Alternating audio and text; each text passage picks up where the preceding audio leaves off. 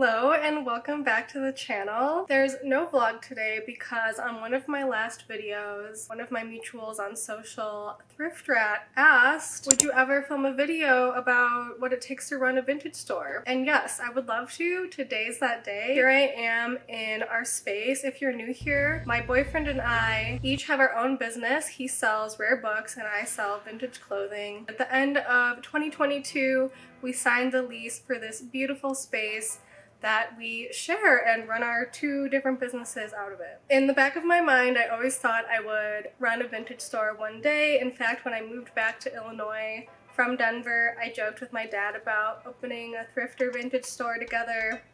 He wasn't into the idea, but it ended up happening anyway. I sold on Poshmark for quite a few years. That's how I got my start in buying and selling vintage. I also sold some of my vintage out of the boutique I worked at in Denver. It was called Queen City General Store, and I did two vintage markets. One of them was with my boyfriend, and that was our sort of foray into selling our wares side by side, and now we have the space. We signed this lease, like I said, in November 2022. Our rent is $1,200 a month.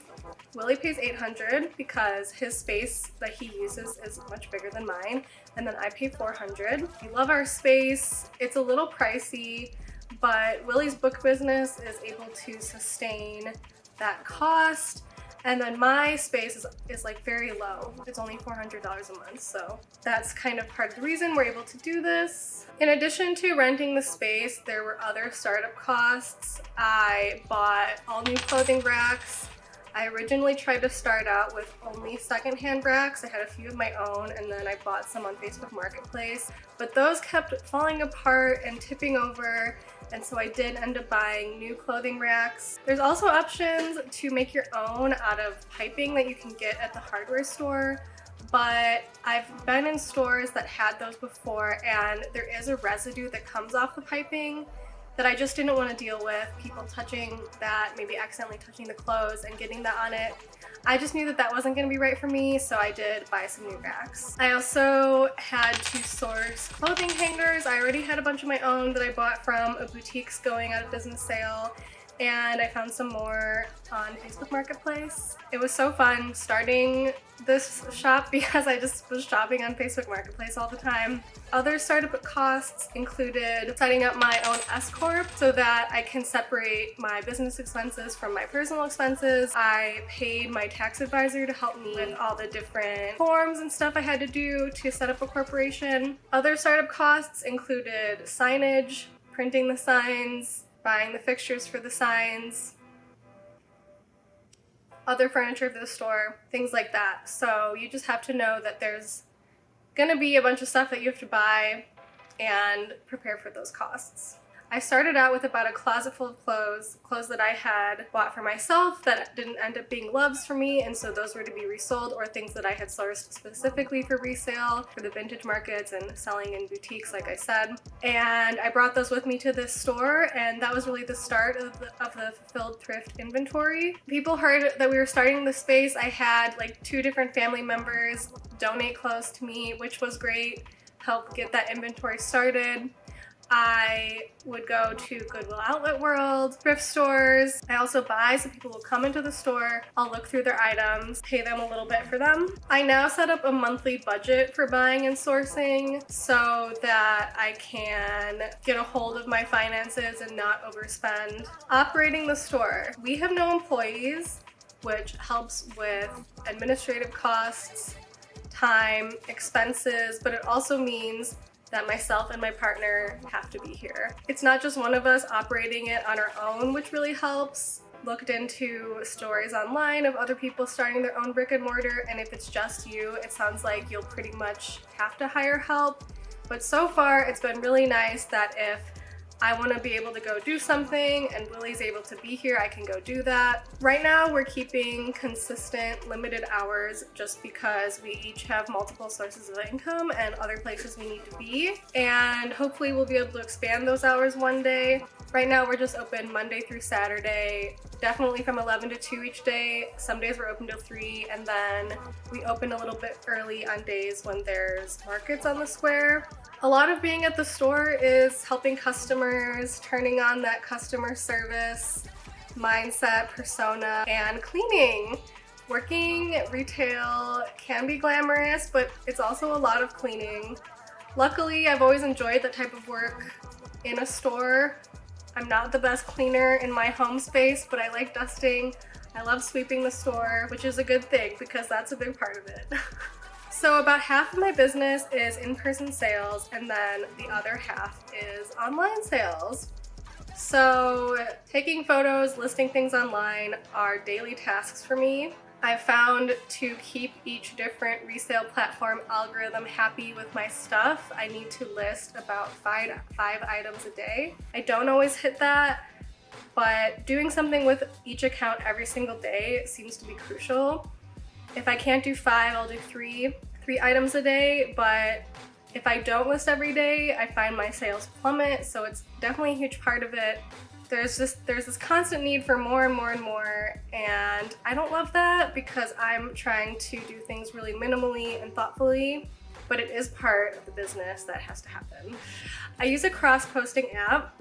This allows me to avoid having to make individual listings for each different platform and saves a ton of time. I will share what app I use if I ever get a sponsorship agreement with them, but I'm trying to protect how I'm sharing information and making sure that I get what I deserve. Not only do you have to list every day, but you also have to manage the existing listings. So on Facebook Marketplace, it will sort of hide the listings if they haven't sold in 7 days, so you have to go through and relist those. It's also beneficial to delete and relist listings on eBay. You can send offers to people who are watching your items on eBay, Depop, and Poshmark, so all of those are included in my daily tasks. Another part of running the store is figuring out your monthly reporting and your profit margins. You can have the amount that you make on the sale, but in that you need to include how much it costs to ship the item, the packaging materials, if you're getting custom packaging made for yourself like I am, the trims, like the cost of the tags that you put on the items, and all of the platforms have different selling costs, so percentages that they take out of the final sale. So if you sell an item for $20 and you're taking $15 after the cost from the platform, you also need to see what your other costs are to really know what your true margin is for each item. So that's something I'm always tracking and seeing what items I sell the most of and what items have the best margin so I can get the best bang for my buck, so to speak, with the things that I'm sourcing in my store. And every month I do monthly reporting to track my sales, track my expenses, what I put into the store, what I took out of it, so that eventually I can turn a profit. This last month was the first month I turned a profit. It was really tiny. It was like $59. The first few months of doing this, I broke even each month.